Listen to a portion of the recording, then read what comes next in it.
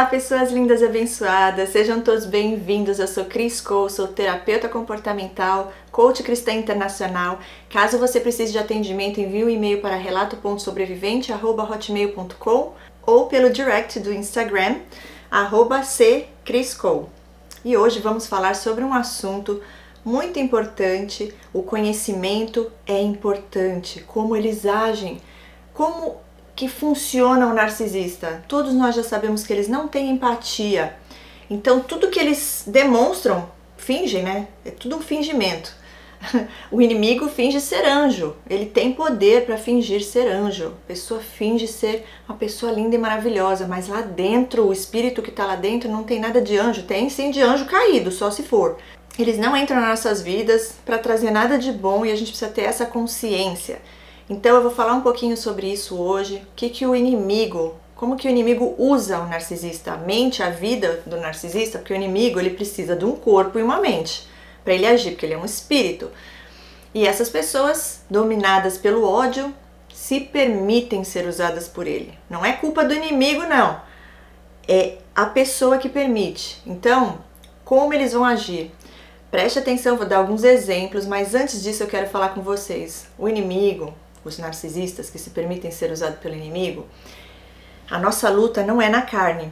Por isso que eu falo, no mundo espiritual a gente vence essa guerra com a armadura de Deus, com as forças divinas, em oração, jejum, não tentando lutar com as próprias forças, sendo como eles, lutando com eles com as próprias armas deles, as terrenas. Não, a gente vence isso no mundo espiritual.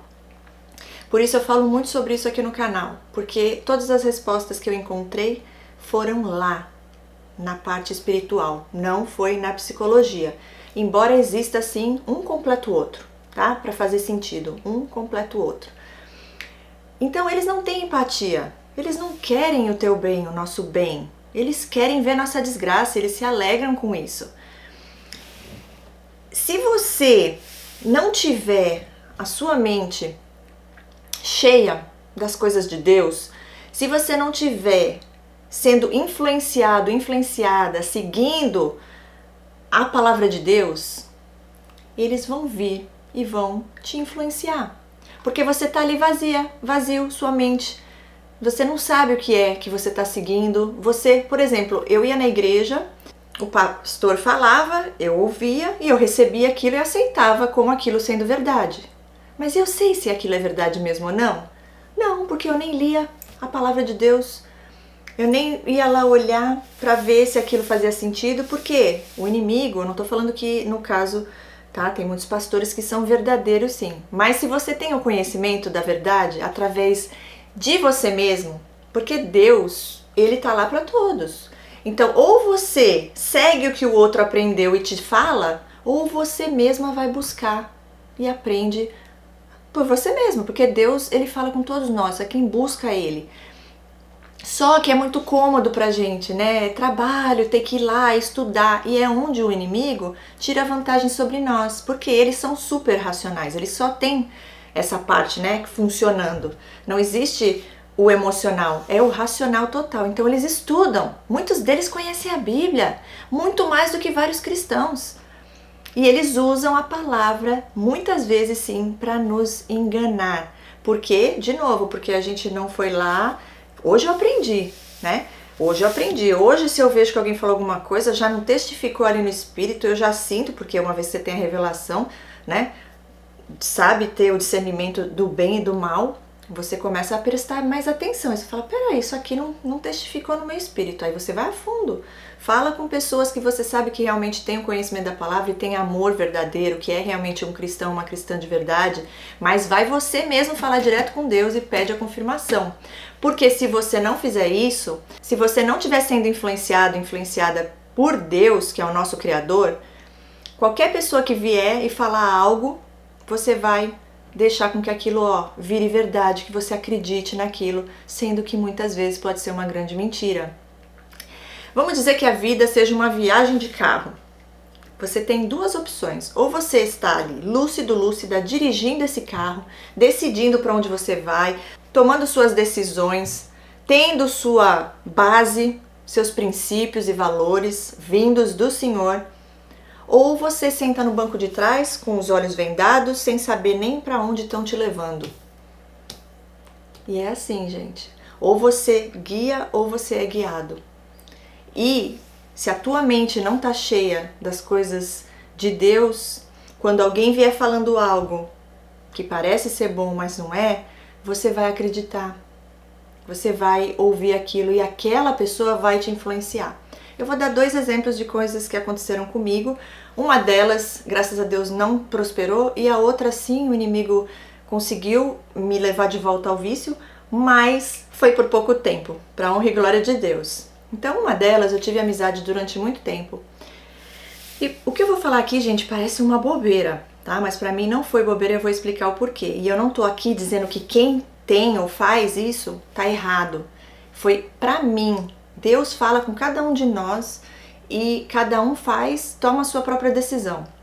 Então, no meu caso, eu, por estar longe do país, saudade, né? Decidi colocar a Globo. Aí, o que eu comecei a perceber? Eu sempre tive facilidade para vícios antes. Graças a Deus, tá repreendido em nome de Jesus. Por quê? Por conta das dores que eu nem sabia que eu tinha. Então, essas distrações que o inimigo traz, como ninguém, eu caía. Mas eu caía fácil. Por isso eu sempre cito a importância da gente ter conhecimento da palavra de Deus. Porque aí você não cai. Você não cai. Resumindo, tinha a Globo, só que eu comecei a perceber que era a novela das 6, porque é legal, né, se assistir, sai da rotina, e aí você dá risada, mas vira um vício muitas vezes, foi o meu caso. Então eu sentava lá pra assistir, era a novela das 6, depois era a novela das 7, aí eu só ia comer alguma coisa rapidinho, aí eu voltava pra novela das 9, nem sei se é 9 ou 8, mas enfim, faz muitos anos que eu cancelei a Globo.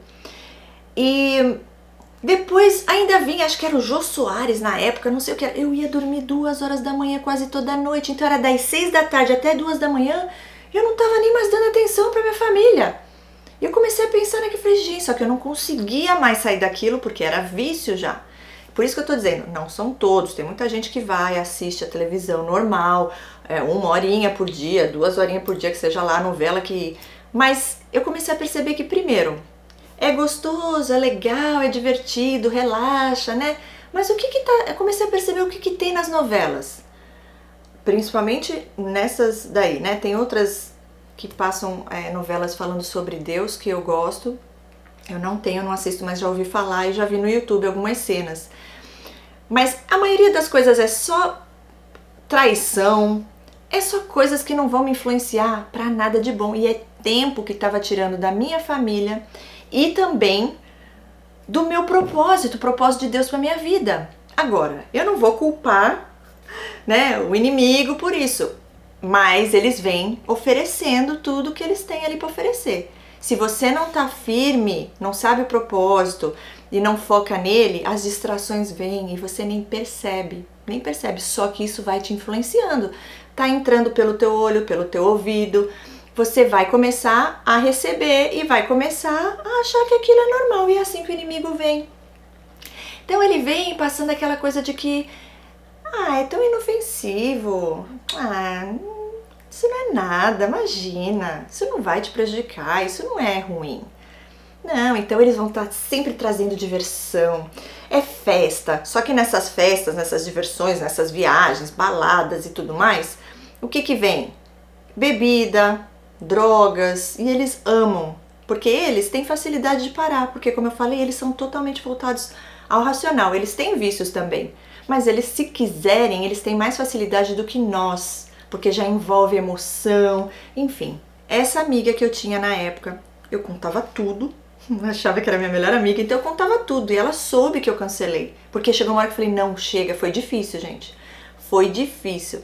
Falei, não, eu vou cancelar porque não tá sendo bom pra mim, não tá legal. Cancelei, tomei coragem, cancelei. E essa amiga, ela sabia que eu tinha cancelado, ela sabia o porquê, porque eu falei que tava tomando meu tempo. Tudo que você estiver fazendo de bom na sua vida, que você gostar e que for te trazer paz, alegria, te atrair pra Deus, pra você viver o propósito de Deus aqui na Terra, eles vão fazer de tudo pra você não cumprir isso, para você não focar nisso, para você se distrair. Então nessa situação, essa amiga falou assim pra mim, depois, né, de um tempo, Ai, tá tendo uma novela tão legal, nossa, trazendo assim de um jeitinho tão inocente, aquela coisa tão bonitinha, sabe? Ai, essa novela tão legal. Ai, mas é aquela coisa dos anos 80, é tão legal a decoração, tem aqueles telefones daquela época, tá? Gente, olha só, começou a me dar vontade de pôr de novo, de voltar atrás e trazer de volta para dentro da minha casa aquilo que não estava sendo bom para mim. E eu comecei, só que na época, gente, é tão interessante, eu percebi aquela intuição da gente, mas eu não via essa malícia, essa maldade, mas eu percebia alguma coisa no ar, mas eu deixava passar, eu ignorava. E aí ela começou a falar desse jeito, só que aí, graças a Deus, fui mais forte e não voltei a colocar. Mas olha, ela falou umas 3 vezes daquilo, aí eu não dei confiança, ela viu que eu não ia conseguir mesmo, aí parou, porque senão já ia ficar bem inconveniente. A outra coisa que aconteceu foi uma outra amiga que eu tinha parado de fumar. Eu já tinha tentado várias vezes, eu já tinha usado o band-aid, o chiclete, um monte de opção e eu acabava voltando. Na hora da abstinência, quando alguma coisa não estava legal, a ansiedade vinha e eu acabava voltando. Dessa vez eu já tinha parado fazia um tempo maior, eu falei, agora vai, né? Só que ainda não estava firme, sabe? Não estava firme na rocha. E aí veio essa minha amiga me visitar. E aí eu contei que eu tinha parado de fumar e tudo. E aí ela veio e falou, ai, eu fumo só 3, no máximo 5 cigarros por dia.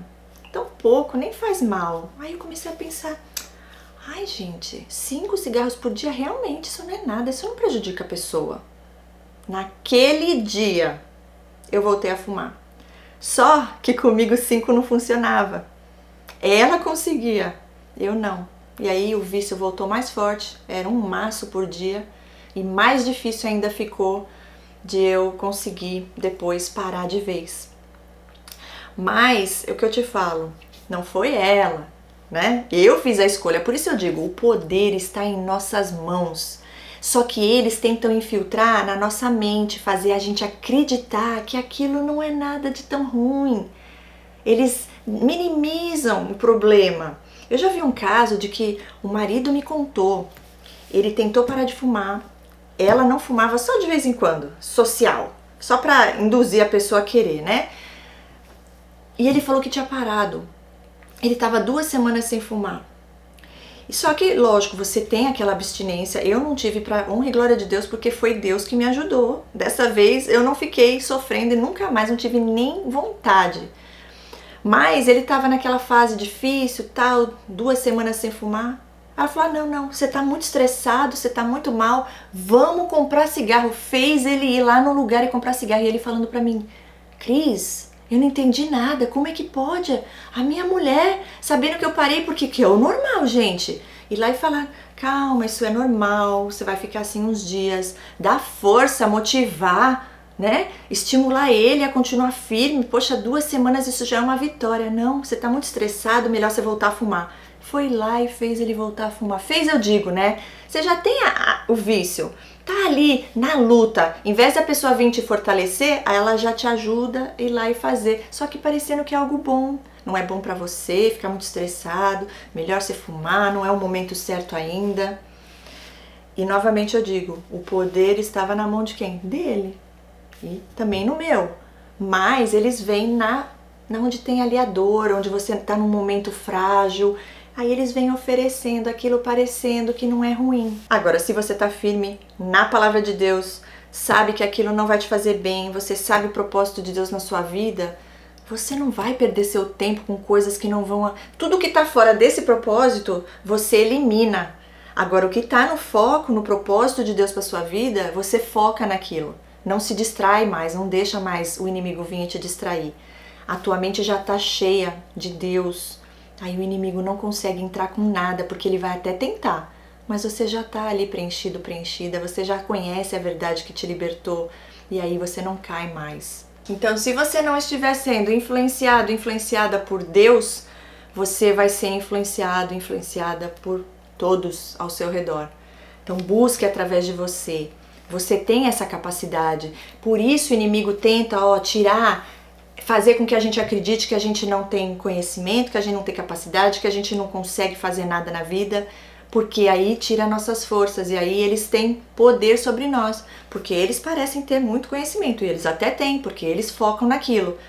Mas o maior conhecimento, a sabedoria verdadeira vem de Deus. Então, se você tem ela, o inimigo pode tentar o que ele quiser, mas não vai entrar, não vai penetrar, não vai fazer com que você acredite, porque para que isso te prejudique, você tem que acreditar.